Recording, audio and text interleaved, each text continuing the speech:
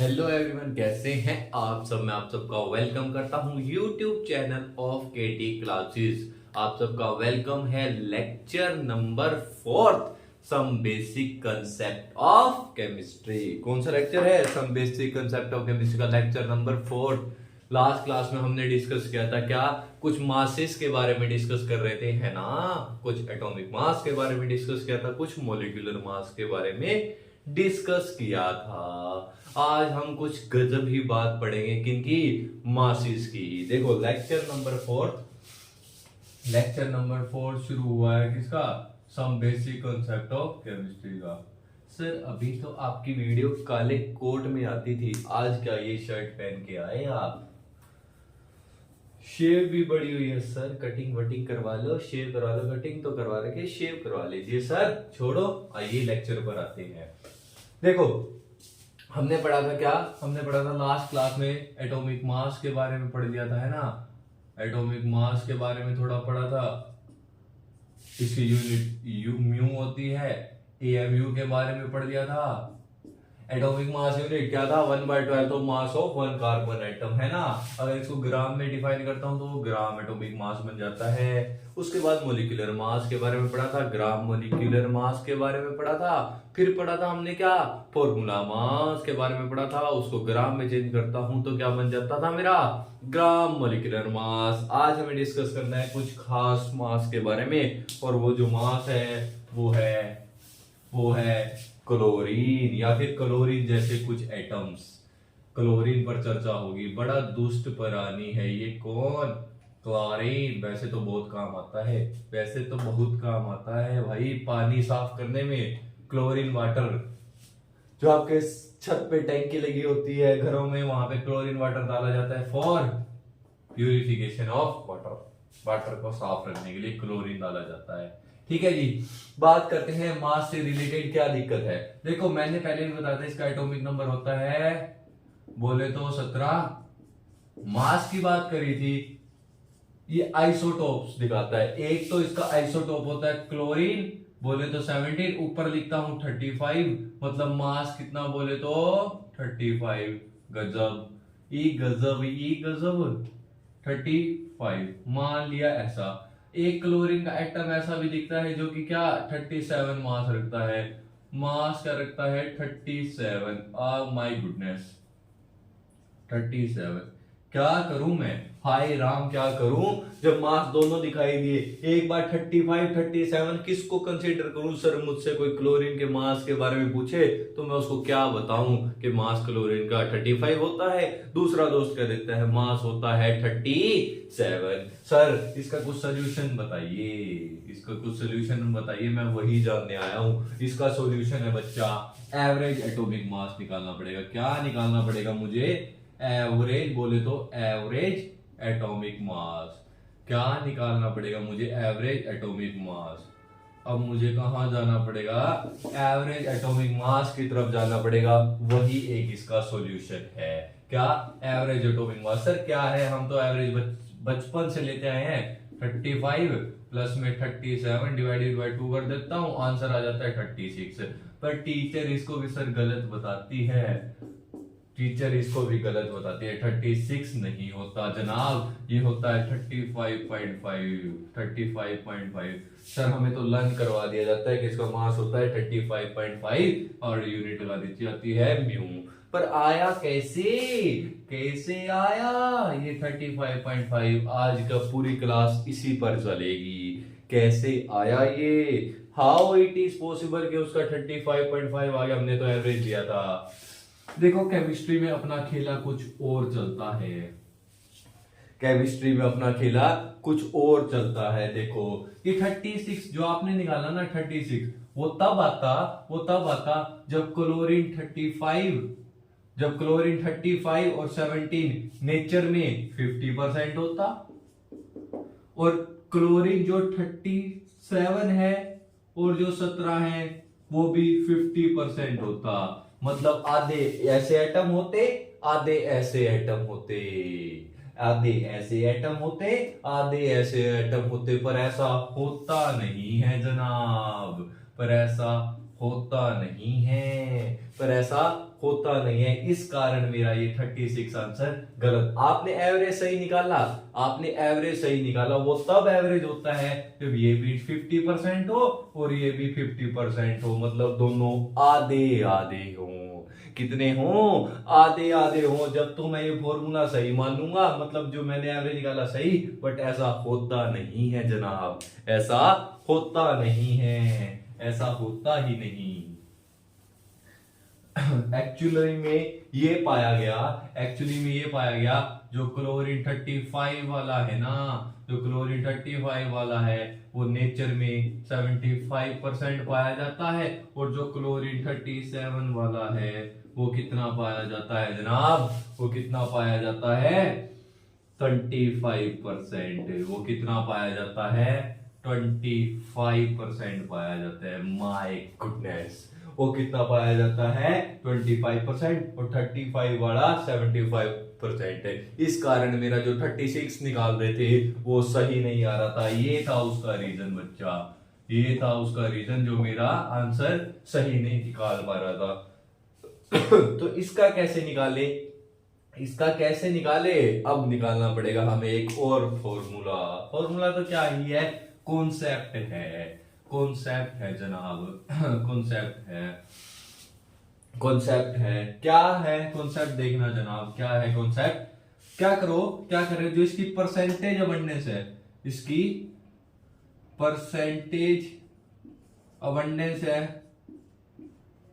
Percentage abundance of chlorine या फिर कोई भी एक्स एटम हो, मान लीजिए क्लोरीन ही ले रहे हैं हम, 35 17 मल्टीप्लाई में mass, mass of that atom, mass of that atom plus percentage, percentage abundance of chlorine, percentage abundance of 37 chlorine into 17 multiply में mass of that atom, that atom divide कर दो क्या, डिवाइड कर दो क्या 100 से, क्योंकि टोटल में से निकालना है, 100 में से इसको डिवाइड कर दो। निकालते हैं क्या आएगा, क्या आंसर आ पाएगा हमारा? एवरेज एटॉमिक मास। देखो जनाब, ये बोला मैंने 75%, मल्टीप्लाई में कितना मास है? 35। बोले तो ये मैंने कितना बोला था? 37 मल्टीप्लाई में 35% होता है, मल्टीप्लाई में क्या 37 डिवाइडेड बाय क्या 100, डिवाइडेड बाय क्या 100। जरा कैलकुलेट करता हूं मैं, जरा कैलकुलेट करता हूं। 75 इंटू 35 500 37 22 5 12 3 5 6 2 6, ये आ रहा है 2625 प्लस 37 को 25 से मल्टीप्लाई कर दो। अरे कर ही दो जनाब। 5 7 35 2 3 17 2 7 14 7, ऐसा ही आता है क्या? अरे एक बार देख के बताना, फिर से मल्टीप्लाई क्रॉस चेक कर लेना। 535, फिर आप बोलोगे गलत गलत, अब भी कैलकुलेट करो। हाँ यही आ रहा है इसका आंसर, ठीक है। 5 7 5 7 यहाँ कुछ गड़बड़ है क्या, लग रही है मुझे। 5 7 35 3 देख मैंने तभी मैं क्रॉस चेक कर देता हूँ, मैं जल्दबाज आदमी नहीं हूँ। 7 8 ऐसा आ जाएगा 5 और 8 और 4 12 1, जब यहाँ 1 लेंगे तो क्या बन जाएगा? अरे भाई क्या कर रहे हो? 37, इतना टाइम लगा रहे हो? 5 7 35 3 3 5 15 18, मारे के बच्चे इतना टाइम लगा रहे हो। 2 7 14 तो दीक्षे 7 5 12 1 हो 7 है 925। करो ऐड, दोनों को ऐड करो, ऐड। सर कहाँ खो गए थे? अरे कहाँ खो गए थे सर, कहाँ खो जाते हो आप? ऐड करके 925 डिवाइडेड बाई में 100, ये आ रहा है जी 35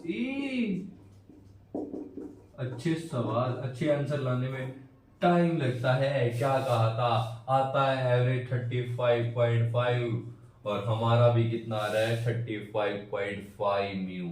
यहां से आता है क्या, यहां से आता है क्या, एवरेज एटॉमिक मास। बुक्स में फॉर्मूला लिखा होता है, आप इससे निकालिए। आप किसी की परसेंटेज अबंडेंस दीजिए, जरूरी है क्लोरीन दी, किसी की भी रखिए, आप किसी की भी रखिए, आप उससे सोल्व कीजिए, आप टेंशन मत लीजिए। परसेंटेज जो बुक्स में लिखा जाता है वही लिखा जाता है। देखो बुक्स का वाला देख लो, अरे बुक्स वाला देख लो, बुक्स वाला देख लो भाई। बुक्स में ऐसा होता है, देखो बुक्स में ऐसे दिया जाता है फ्रैक्शनल अबंडेंस। मैं तो बुक्स की भाषा में इसका फॉर्मूला दिखा रहा हूं आपको। Fractional abundance, fractional abundance multiply में, पहले आपको फील दिलवा रहा था कि आता कैसे। अब बुक्स देख लो, mass of that atom, that atom isotope, isotope, isotope ही कहते थे ना।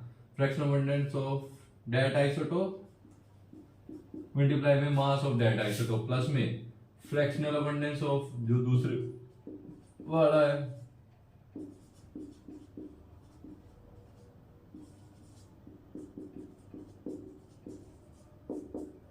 फ्रैक्शनल दूसरे वाला क्या है, mass of, mass of, mass of that isotope.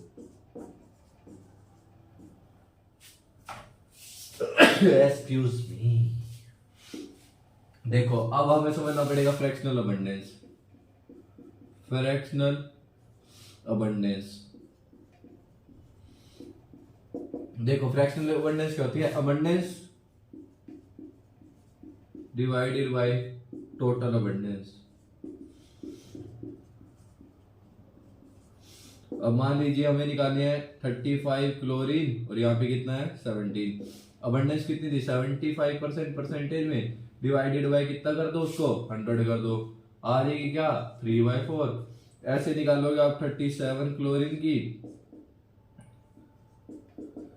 25% थी, डिवाइडेड बाय 100 कितना आ जाएगा 1/4। एक की आ रही है 3/4, एक की आ रही है 1/4। फ्रैक्शनल अबंडेंस वही होता है कि abundance divided by total abundance. ये टोटल में से कितने हैं पुट कर दो, 3/4 इंटू मल्टीप्लाई में 35 प्लस में क्या करूंगा 1/4, इसका मास 37। कैलकुलेट कर लेना, कैलकुलेट कर लेना, आप आ जाएगा 35.5 म्यू। सेम आंसर आएगा, सेम आंसर आएगा। ऐसा दिया होता है बुक्स में, ऐसा दिया होता है बुक्स में। फिर बुक्स कहती है एक और फॉर्मूला बना देते हैं। यहां से शुरुआत करते करते मान लीजिए एक दो से ज्यादा आइटम दियो, दो से ज्यादा आइटम दियो तो क्या करोगे, वो एक फॉर्मूला बना देते हैं। फिर ऐसा मान लीजिए ऐसा हो, बुक्स वाले क्या करते हैं, बुक्स में जो जनरली दिया होता है, बुक्स का बता रहा हूँ आपको, मेथड मैंने सिखा दिया है, बुक्स का बता रहा हूँ। वो परसेंटेज अबंडेंस को मानते हैं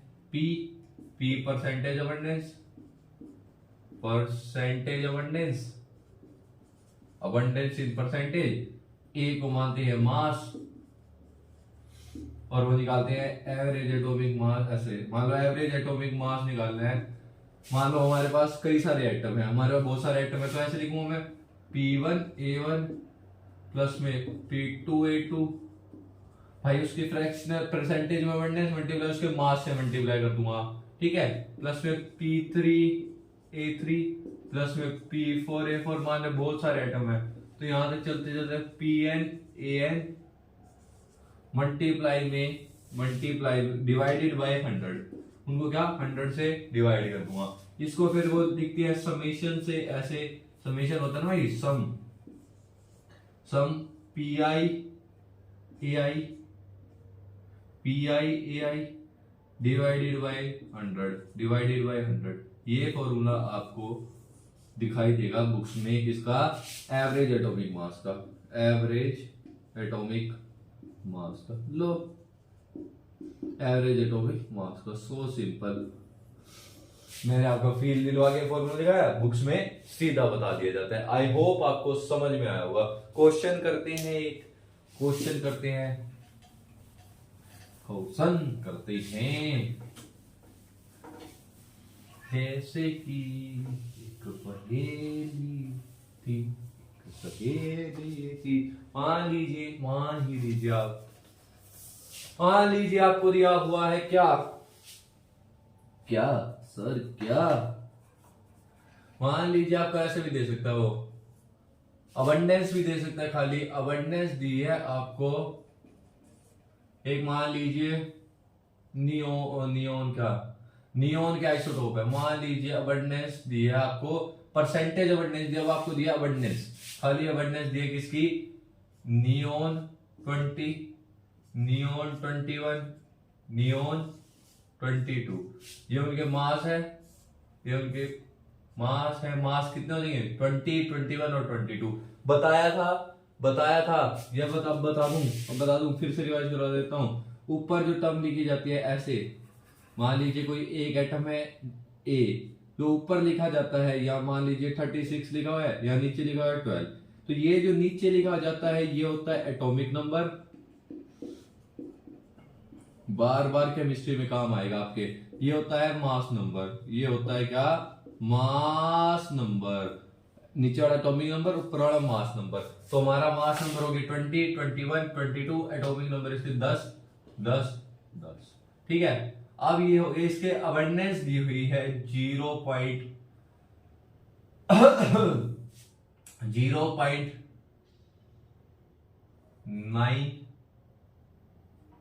0.8, 0.7, 0.2 और 0.1, ये इसकी क्या अबंडेंस दी हुई है। पहले मैंने परसेंटेज में करवाया था, अब ये अबंडेंस दी हुई है, खाली क्या अबंडेंस दी हुई है, परसेंटेज कुछ नहीं दिया। तो क्या करोगे, मतलब अबंडेंस दी हुई है, ये अबंडेंस दी हुई है, ये अब ये क्या दी हुई है, अबंडेंस दी हुई है, अबंडेंस। और बोल दूं मैं ये क्या दी हुई है, फ्रैक्शनल अबंडेंस। क्या दी हुई है ये, फ्रैक्शनल अबंडेंस, यही समझना था। पर जहां परसेंटेज ना हो या अबंडेंस है, या फिर क्या उसको मान लो फ्रैक्शनल अबंडेंस। क्या बताया था फॉर्मूला, AAM निकालना है आपको, एवरेज एटॉमिक मास निकालना है। क्या निकालोगे, देखो पहले की परसेंटेज अबंडेंस, परसेंटेज नहीं फ्रैक्शनल अबंडेंस 0.7 मल्टीप्लाई में 20, दूसरे की क्या है 0.2 मल्टीप्लाई में मास कितना है 21, प्लस में तीसरे की क्या है 0.1 मल्टीप्लाई में मास कितना है 22। कैलकुलेट कर दो भाई, कैलकुलेट कर दो। आई थिंक, अरे यार 14 प्लस में इसका कितना, सर कैलकुलेट करना नहीं आता, कर ही दो आप कर दो सर, हमें नहीं आता। 4.1 होगा शायद से, और इसका कितना होगा बोलो यार, 2.2 होगा। एवरेज अगर मैं इसका कैलकुलेट करो 14, 4.1, 2.2 कितना आ रहा है 3, 4, 4, 8 और 9, 10 और एक 20.3, 20.3 इसका क्या है म्यू, एवरेज एटॉमिक मास। एवरेज एटॉमिक मास इसका क्या हो जाएगा 20.3। ठीक है, सही बात है। आपको फिर भी एक चेक करने का तरीका है, एक छोटा सा चेक करने का तरीका है कि जिसकी अबंडेंस ज्यादा होती है ना, आइसोटोप, जिस आइसोटोप की क्या होती है more abundance, isotope which have more abundance, उसका जो एवरेज एटॉमिक मास होता है उसके पास ही आता है। जो जिसकी जो आइसोटोप जिसकी मोर अबंडेंस होगी, उसका एवरेज एटॉमिक मास होगा वो किसके नियरली आएगा, सेम, नियरली किसके सेम आएगा, जिसकी क्या होगी मोर अबंडेंस। यहां देख लो सबसे ज्यादा मोर अबंडेंस किसकी है, नियोन 0.7 की, 0.7 का। अब बता दो मोर अबंडेंस इसकी 0.7 है, इसका मास कितना है, मास कितना भाई 20, और मेरा एवरेज एटॉमिक मास भी देखो कितना है 20.3। तो क्लियर सी बात है, जिसकी अबंडेंस ज्यादा उसी के हमारे नियर आएगा क्या, एवरेज एटॉमिक मास। क्लोरीन वाले में देख लो, क्लोरीन वाले में देख लो 35 वाले की 75% अबंडेंस, 37 वाले की कितनी अबंडेंस थी 25%, और जो मेरा एएएम आ रहा था सॉरी एएएम आ रहा था वो कितना आ रहा था 35.5, इसकी अबंडेंस ज्यादा थी 75% एग्जिस्ट कर रहा है, तो इसका मास है 35, तो हमारा जो एवरेज आ रहा था वो भी क्या आ रहा था इसके मास के आसपास ही आ रहा था। क्लियर सी बात है, बहुत अच्छी बात थी। ठीक है जी, समझ में आ गया क्या? एक क्वेश्चन कर दो फिर समझ में आ गया तो, एक प्रैक्टिस क्वेश्चन तो कर दो, देखते हैं कौन करता है इस सवाल को। सवाल को कौन करता है? कर तो सारे ही देंगे, मैं सवाल लाया हूं। इस सवाल तुम कहां गए हो, तुम कहां गए हो? E simple of 1H1 and 2D1 एक सैंपल है किसका?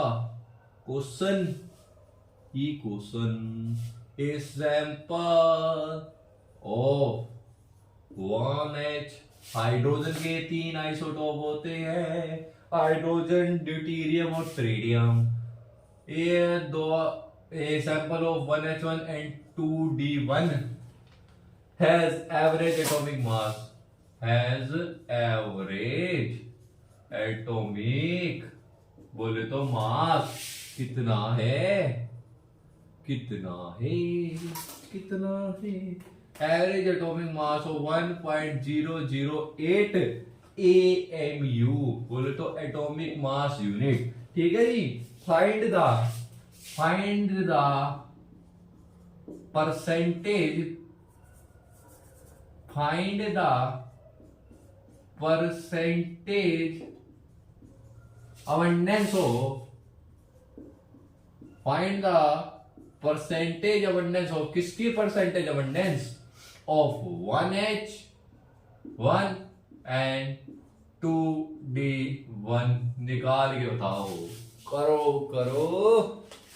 करो सॉल्यूशन। अभी नहीं, पहले थोड़ा टाइम तुम ले लो, कर दो, इतने में पानी पी लेता हूं। करना भाई, इजी सा सवाल है।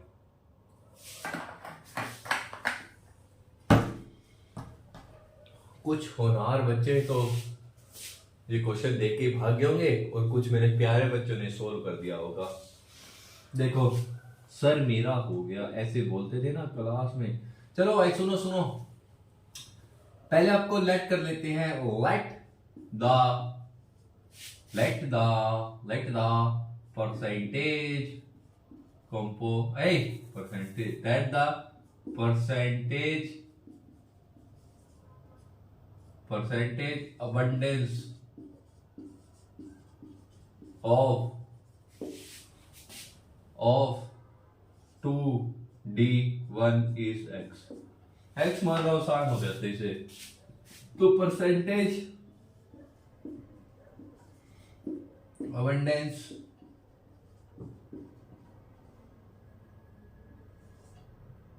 H1 की कितनी आ जाएगी? देखो, अगर 2 है, टोटल होता है 100,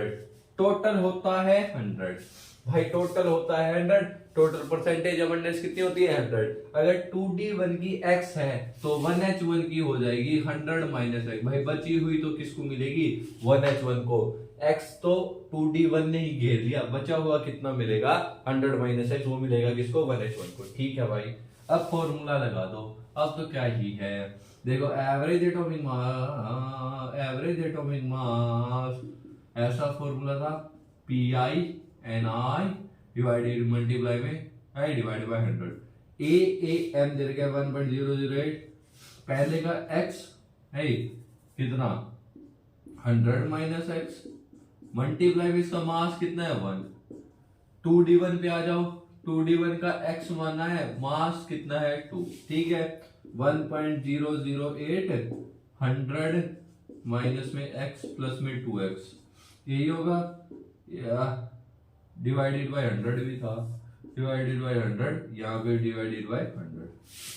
100 को इधर डिवाइड करूंगा तो मेरा आ जाएगा 10 पॉइंट, ऐसा है ना, ऐसा ही है 1.08 है ना, कहाँ गया 1.08, ठीक है भाई। क्या होगा 1.08, मैं ऐसे लिख दूंगा 008 ऐसा लिख सकता हूँ, पॉइंट हटा के मल्टीप्लाई में 100। अगर इधर सोल्व कर रहे हो आप मिलेगा 100 प्लस में x, कर दो भाई 2 जीरो से 2 जीरो कट, 100.8 100 प्लस x आ गया, दिख रहा है ना, अरे दिख रहा होगा, दिख तो रहा है ना भाई, दिख रहा है, क्लियर कट दिख रहा है। यहां से निकालोगे x आ गया मेरा 100.8 माइनस में 100 आ गया 0.8, ये मेरा x 0.8 परसेंटेज में आया है, ये 0.8% क्या हुई x माना किसको था, x माना था किसको 2d1 को, तो 2d1 की अबंडेंस कितनी आ गई 0.8%। मान लीजिए 1h1 की कितनी निकालोगे 100 माइनस x, ये 100 माइनस में 0.8 वो आ जाएगी 99.2%। क्लियर कट आंसर आ गए, ये आंसर यहाँ लिख रहा हूं, 1h1 का आया 99.2%। वाव, 2d1 का कितना निकाला 0.8%। दिस इज योर आंसर, ये आपके क्या आंसर आ गए भाई, भैया आंसर आ चुके हैं, सही है। ग्राफ कर दे, समझ में आया ना, समझ में आ गया होगा, ये बोल राधा तेरा शाम बोला रहा है, तेरा शाम गाना गा रहा। अगली टर्म आती है, खत्म हो चुका है एवरेज एटॉमिक मास। अगली खत्म आती है, खत्म नहीं, अगली टर्म आती है क्या, रिलेटिव डेंसिटी। सारे टॉपिक कवर करा दो, हो सकता है आगे पीछे हो आपकी बुक से, हो सकता है आपकी बुक से आगे पीछे हो, पर मैं सब कुछ कवर जरूर करवा दूंगा। रिलेटिव डेंसिटी होती है एक के कंपैरिजन में, जैसे रिलेटिव एटॉमिक मास वैसे क्या रिलेटिव डेंसिटी। पहले निकालते हैं सॉलिड और लिक्विड के लिए, फॉर्मूला पढ़ना है, ज्यादा कुछ है नहीं। देखो रिलेटिव डेंसिटी का फॉर्मूला होता है, फॉर सॉलिड एंड लिक्विड है ये, रिलेटिव डेंसिटी का फॉर्मूला होता है भाई is equal to density of substance, जिसकी हमें डेंसिटी मेजर करनी है, divided by density of water at 4 degree Celsius, density of water at 4 degree Celsius, ये होता है क्या रिलेटिव डेंसिटी। और हमें पता होना चाहिए, या नहीं पता तो अब सुन लो, density of water eight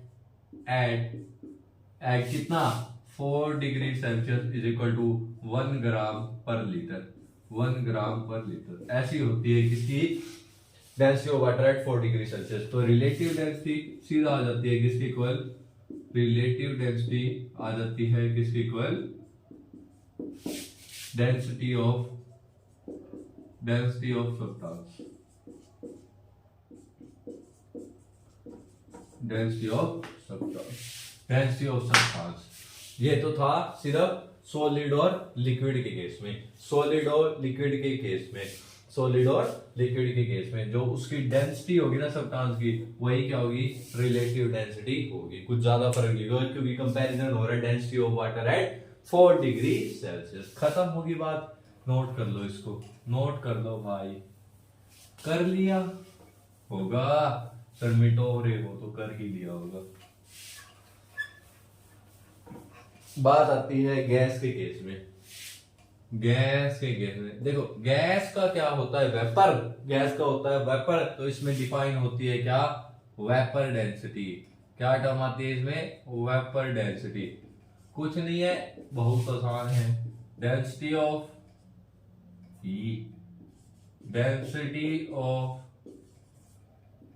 density of gas divided by density of, किससे कंपैरिजन होगा इसका, H2 गैस।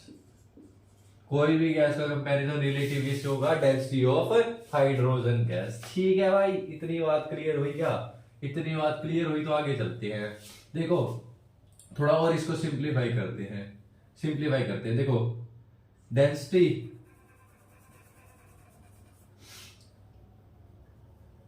कई किताब इसको ऐसे भी लिख देती है, vapour density is equal to molar mass of gas divided by 2।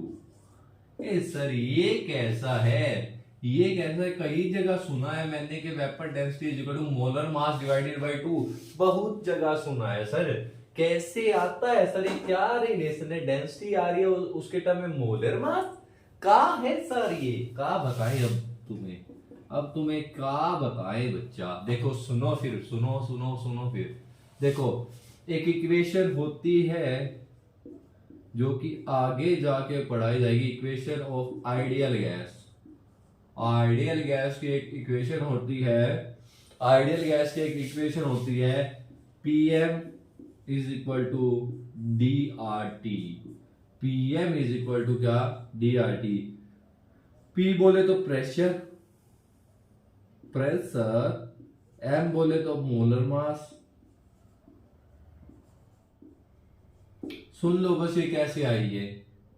D बोले तो डेंसिटी, R बोले तो गैस कांस्टेंट, टेंशन मतलब T बोले तो टेम्परेचर। टेंशन मतलब आगे आनी है, अब ये इक्वेशन आगे आनी है मुझे, यहां से यहां तक।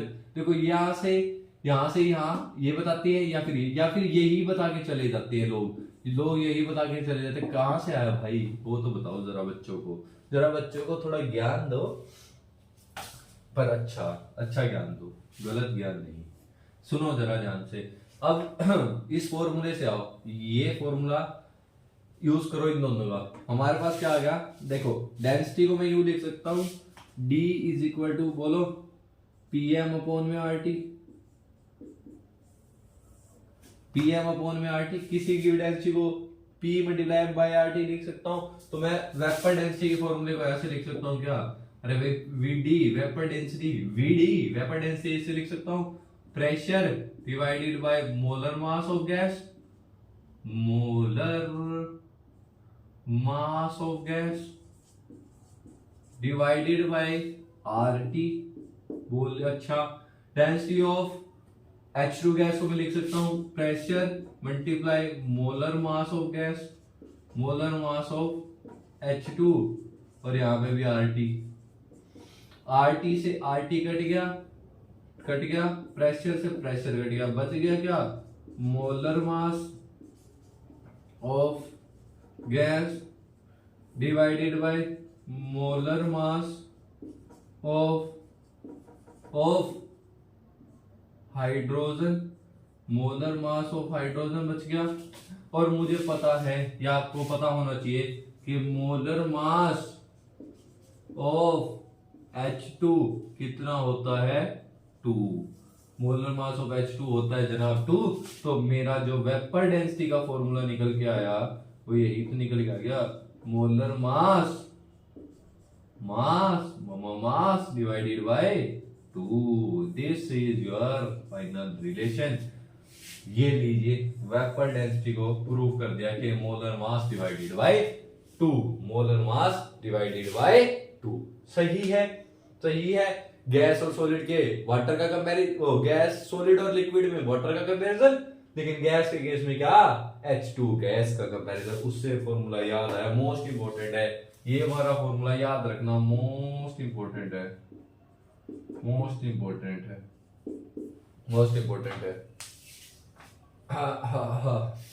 जो सवाल भी, क्वेश्चन भी आते हैं इसके ऊपर, क्वेश्चन पूछता है वो बहु, क्वेश्चन पूछो सर, बहुत क्वेश्चन पूछता है सर। एक क्वेश्चन ऐसा आया था सर, क्वेश्चन ऐसा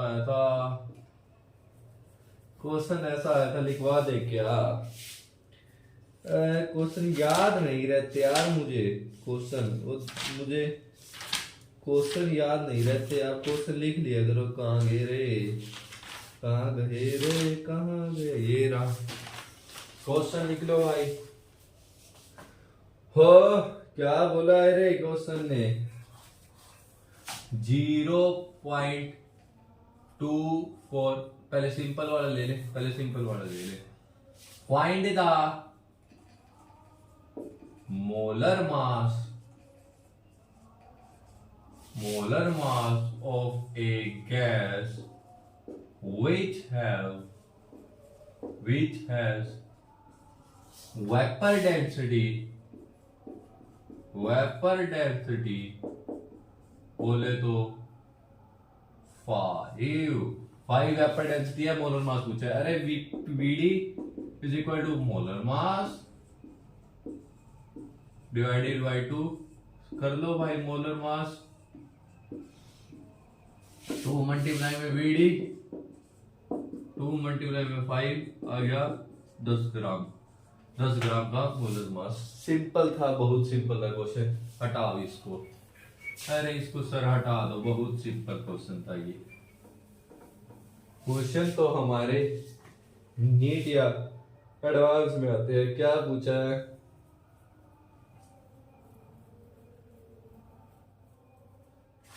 थोड़ा कंपटीशन वाला है, कंपटीशन वाला। वैसे स्कूल वाले भी अटेम्प्ट कर सकते हैं, जरा नोट तो करो। क्वेश्चन दिखता है 0.4 ग्राम ऑफ वोलेटाइल गैस। ई का होता है वोलेटाइल गैस, वो होती है जिनमें वेपर बने, वेपर का होता है volatile gas upon vaporisation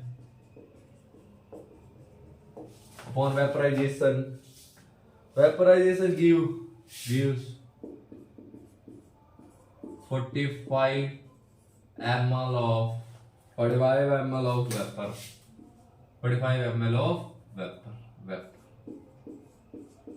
Yeah, what is the पूछता है क्या? What will be the vapor density? अरे भाई मैं समझ गया। देखो सुनो, कोई एक गैस है जिसका मास दे रखा है और वॉल्यूम दे रखा है। भाई डेंसिटी ऑफ गैस तुम ऐसे नहीं बता दोगे, डेंसिटी ऑफ गैस तुम ऐसे नहीं बता दोगे क्या? अरे ऐसे नहीं बता दोगे क्या? मास अपॉन में वॉल्यूम। अरे डेंसिटी का फॉर्मूला होता है भाई, डेंसिटी का फॉर्मूला यही होता है। खाली डेंसिटी जब पूछी जाती है, वो क्या होता है? Mass by volume. E mass by volume. तो मास है कितना? 0.24 डिवाइडेड बाय वॉल्यूम 35 ml। अब मैंने बताया था डेंसिटी ग्राम पर लीटर में होगी, तो 45 को क्या चेंज करना पड़ेगा? 45 ml को मैं यू लिख सकता हूं। देखो 1 ml इज इक्वल टू 10 की पावर -3 लीटर। 1 ml इज इक्वल टू 10 की पावर -3 लीटर। याद करो, अगर ये नहीं आता तो यूनिट कन्वर्जन देख के आना। तभी कहता हूं लेक्चर सीरीज से देखो, तभी मजा आएगा। तो 0.545 ml is equal to 0.45 into में 10 की पावर -3 लीटर। 3 लीटर ये हो जाएगा इतना, ठीक है? ये मेरी होगी लीटर में। अब मैं डेंसिटी निकाल दूंगा। 0.24 डिवाइडेड बाय 0.45 इंटू में 10 की पावर -3 ग्राम per litre. Clear cut answer. अब देखो वेपर डेंसिटी होता है density of gas divided by density of hydrogen gas. अब डेंसिटी ऑफ हाइड्रोजन गैस दे रहा है, कितनी दे रहा है? 0.089। क्वेश्चन में गिवन है, ये रख कर देता हूं मैं, ये समझाने के लिए था। अब आपको गिवन है क्या? गिवन है, ये मैं नहीं, गिवन है। डेंसिटी ऑफ H2 गैस कितनी गिवन है? 0.089। सही है, पुट कर दो वैल्यू। VD आ जाएगा मेरा 0.24 डिवाइडेड बाई 0.45 इंटू में 10 के पावर -3 डिवाइड बाई 0.089, यही है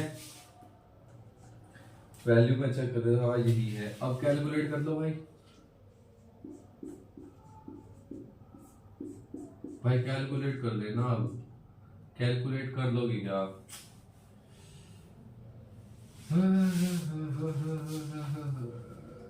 आई थिंक ऐसा कुछ कैलकुलेशन होगा यहाँ 10 के पावर 3।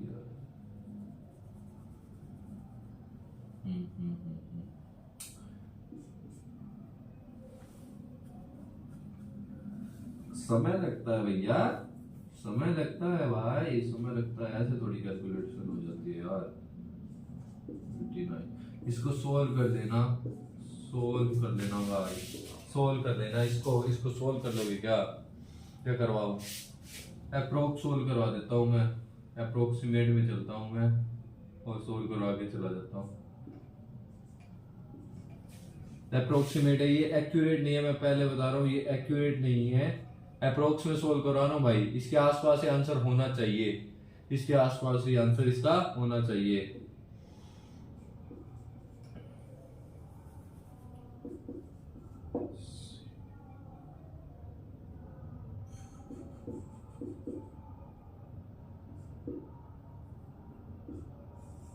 कुछ ऐसा ही आंसर होना चाहिए। 1.2 भी आ सकते हैं इंटू 10 की पावर 4 इंटू 10 की पावर 4 अप्रोक्स आंसर है ये, ठीक है, अप्रोक्स है, एग्जैक्ट आप नहीं कैलकुलेट कर लेना, ठीक है, अप्रोक्स आंसर है, ठीक है, अप्रोक्स आंसर था। अब कर दूं, अरे कर दूं क्या रफ? समझ में आ गया कैसे निकालना था, है ना? समझ में आ गया, बढ़िया क्वेश्चन था, बढ़िया ही क्वेश्चन था। क्वेश्चन ऐसे थोड़ी होते हैं, क्वेश्चन ऐसे थोड़ी होते हैं भाई। ये क्वेश्चन एक और कर दो, कंपटीशन वालों, स्कूल वालों तुम्हारे उसमें नहीं है ये, तुम भाग जाओ, तुम चले जाओ, तुम भाई आंखें बंद कर सकते हो, या अगर तुम्हें ज्यादा ही करना है तो कर लो, तुम्हारे लिए नहीं है ये। हाँ, रिलेटेड डेंसिटी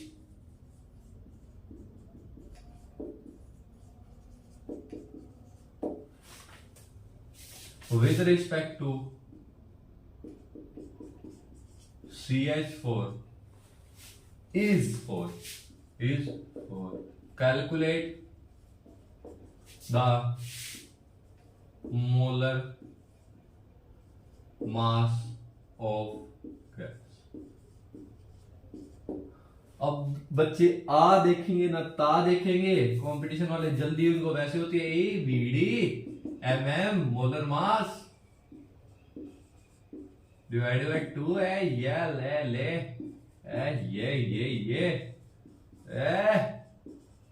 ले 8 आंसर। क्या बात, क्या सर, ये तो कोई भी कर सकता था, क्यों हमें रोका? अरे ये हो जाता है गलत, आते हैं वहां नेगेटिव, फिर चिल्लाओगे मुझ पे क्यों चिल्लाओगे भाई? मैं तो बता रहा हूं, तुम सुनो देखो, relative density with respect to CH4, यही तो खेला है। जो वो पहले वाली रिलेटिव डेंसिटी थी ना, रिलेटिव डेंसिटी जो पहले थी ना, पहले वो निकाल रहे थे तुम, रिलेटिव डेंसिटी कंपैरिजन किसका कर रहे थे?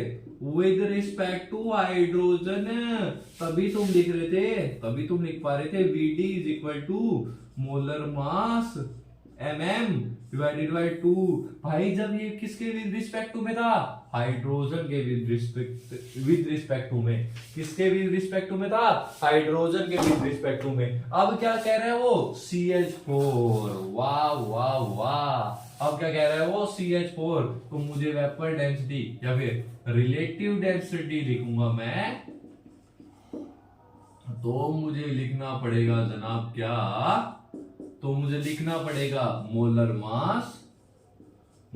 मास ऑफ गैस। अब कंपैरिजन उन्होंने H2 को नहीं लिया जिससे कंपैरिजन करना है, CH4 ले लिया, तो नीचे मास आ जाएगा CH4 का, कार्बन का मास कितना 12 प्लस में 4 इज इक्वल टू 16, तो नीचे मुझे 16 रखना पड़ेगा। अब मुझे रिलेटिव डेंसिटी दी है 4 mm निकालना है मुझे, divided by 16 mm molar mass बोले तो कितना आ जाएगा 4 मल्टीप्लाई में 16, कितना आ गया 16 डिवाइडेड बाय 4 बोलो 4 64 ग्राम का मेरा क्या मोलर मास आ चुका है। This is my answer.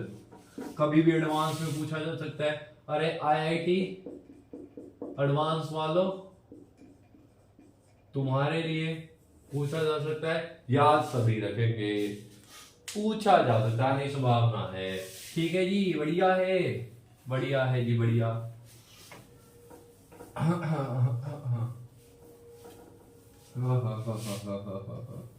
देखो मास वास सब कंप्लीट हो चुके हैं, मास वास लगभग कंप्लीट हो चुके हैं, जिससे मास से रिलेटेड जो सारी चीजें थी वो सब कंप्लीट हो चुके हैं। अब हम क्या नंबर मेजर करना चाहेंगे। अब क्या हम क्या करेंगे, अब जो अगली क्लास में हम पढ़ेंगे वो क्या करेंगे, नंबर ऑफ एटम करेंगे, मेजर किसको, नंबर ऑफ एटम्स को, नंबर ऑफ एटम्स को, उनकी यूनिट्स देखेंगे कि एटम को कैसे मेजर करा जाए, एटम्स को कैसे मेजर करा जाए, वो क्या रहेगा हमारी क्लास का टॉपिक रहेगा अगली क्लास का। तो चलिए मिलते हैं आपसे अगली क्लास में, पढ़ते रहिए, मुस्कुराइए, आप केटी क्लासेस में पढ़ रहे हैं। हाँ सर।